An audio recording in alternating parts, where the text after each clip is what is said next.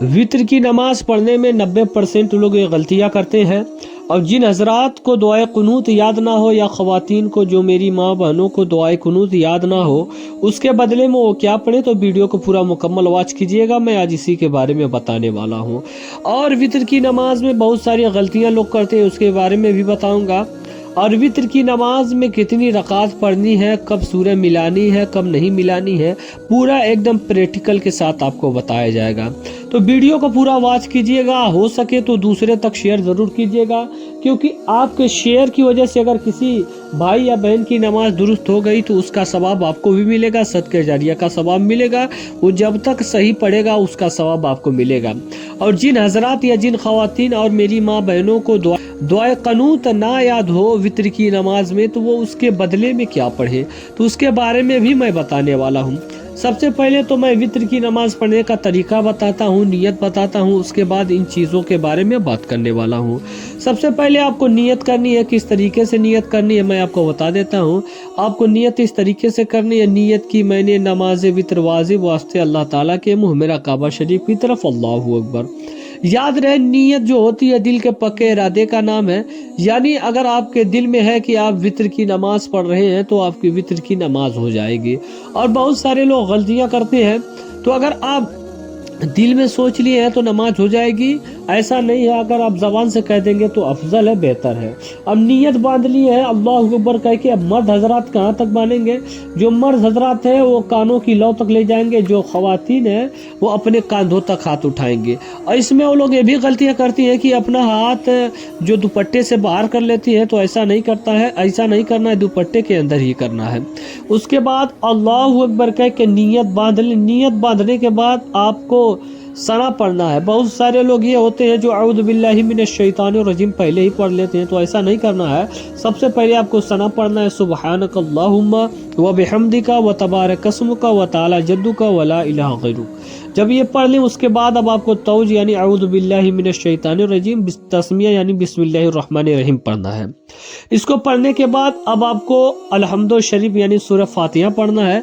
सूरह फातिहा वल्लालीन तक पढ़ना है। उसके बाद फिर बिस्मिल्लाहिर रहमानिर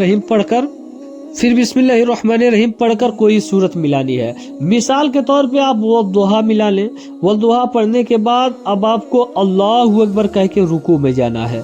अब यहाँ जब आप रुकू में चली जाएंगी या चले जाएंगे तो जो मर्द हजरात होंगे उनकी जो पीठ होगी पूरा एकदम बराबर होगी, और औरतें जो होंगी हल्की झुकेंगी। अब यहाँ इसकी तस्बीह पढ़नी है। उसकी तस्बीह पढ़ते वक्त बहुत सारे लोग सुबहान रब्बिल अजीम कहते हैं, तो ऐसा नहीं कहना है। बहुत सारे लोग सुबहान रब्बियल अजीम कहते हैं, तो ऐसा नहीं करना चाहिए, बल्कि मखरज की अदायगी देखना चाहिए। वो सुबहान रब्बियल अजीम कहना है। उसके बाद अल्लाहु अकबर कहते हुए, मतलब जब आप रुकू में जाएंगे, उसके बाद जब आपको खड़ा होना है तो समी अल्लाहु लिमन हमिदा, उसके बाद अल्लाहु अकबर कहते हुए सजदे में जाएंगे। जब आप सजदे में जाएंगी या जाएंगे तो मर्द हजरात जो होंगे उनका हाथ उठा हुआ होगा, औरतों का हाथ जमीन से लगा हुआ होगा।